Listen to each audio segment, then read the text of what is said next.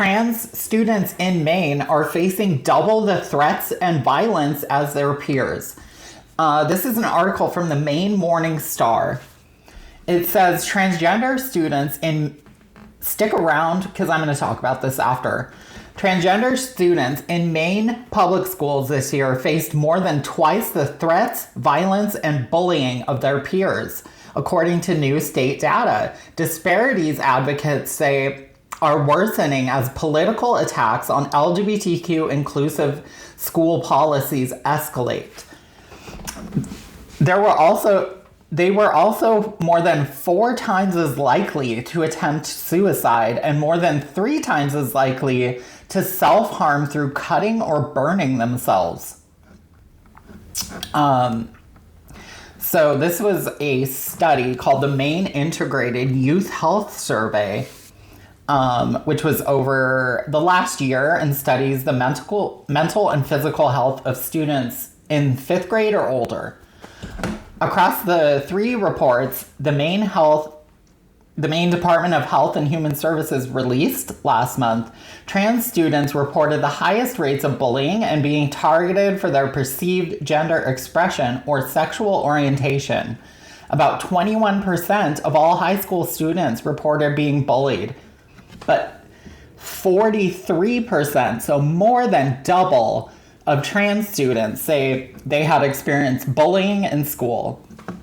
More than half of the more than 25,000 children in 7th and 8th grades reported being bullied at school last year, which has increased to more than 78% of transgender students.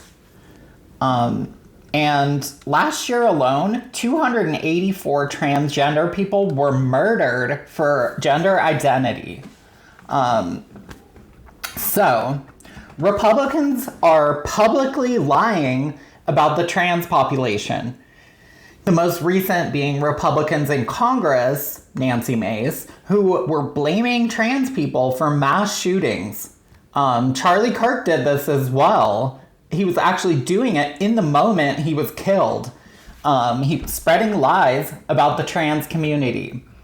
And with anti-trans legislation like this, bullying, harassment, and assault are getting out of control.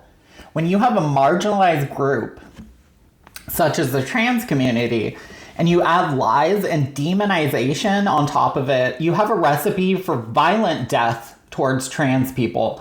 And that recipe for violent death was already there. So they're making this worse intentionally.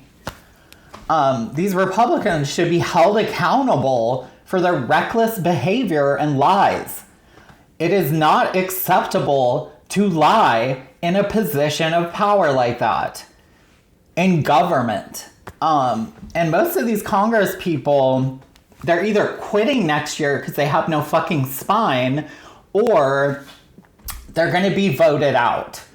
And there are Democrats as well. This is not just Republicans.